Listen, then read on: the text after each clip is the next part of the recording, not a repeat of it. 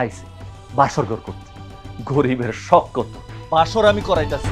এই বিয়াই তো মানি না। কিসের বাস? এই গরিব বস্তির মায়েরে আমি জীবনেও বিয়ে করব না। তাইলে আমি তোরা তেজ্য করি। তাহলে এক কাম করো, তোমার বাপের কও তোমার লেগে 5টা বান্দি পাঠাই দিতে, তাইলে তো আর তোমার কাজটা করা লাগে না। আমি গরিব ঘরের মাইয়া বইলা আমার জামাইয়ের নাম ধরে ডাকতে পারবো না, আর যদি বড়লোক ঘরের মাইয়া হইতাম তাইলে তো ঠিকই আমার জামাইয়ের নাম ধরে ডাকতে পারতাম, তাই না আম্মা? হাসারো, তুমি যেহেতু তোমার বাপের বাড়ির থেকে এই বাড়িতে কিছু আনতেই পারবা না, তাহলে কষ্ট করে আমার বাড়িতে তোমার থাকার দরকার নাই। বাপ মায়া দুজনেই এক বাড়িতে থাকো। আমার সোনার টুকরার পোলাটার জীবনটাই শেষ করে দিছে। যেহেনে কিনা আমার ছেলের এখন দামি মোটরসাইকেলে কইরা রাস্তা রাস্তায় ঘোরার কথা।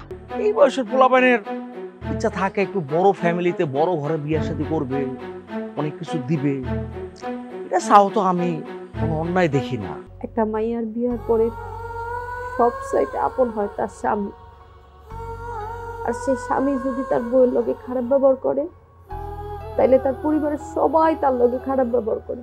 মাইয়ার ভালো থাকার জন্য তার জামাই যা চায় তাই দেয়। আমি যা যা আনতে কইছি এসব নিয়ে যদি আসতে পারো তাহলে আমার বাড়িতে আসবে, আর নয়তো তোমার আমি তালাক দিই। তুমি আমারে চুপ, একটা কথাও বলবা না। আজকের এই পবিত্র রাতটা আপনি অপবিত্র করে দিলেন।